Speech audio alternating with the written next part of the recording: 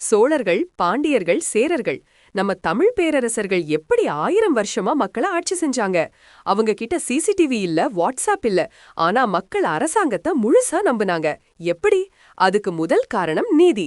அரண்மனை வாசல்ல ஒரு பெரிய ஆராய்ச்சி மணி தொங்கும். யாருக்கு அநியாயம் நடந்தாலும் அந்த மணிய அடிக்கலாம்.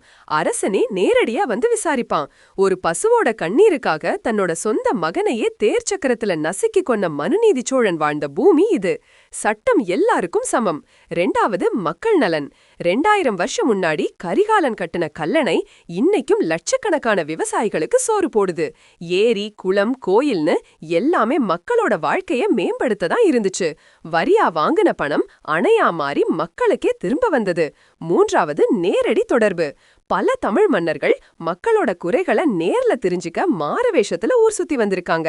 அரசன் உங்க வீட்டு திண்ணையில உட்கார்ந்து உங்ககிட்டயே உங்க குறைய கேட்டிருக்க வாய்ப்பு இருக்கு.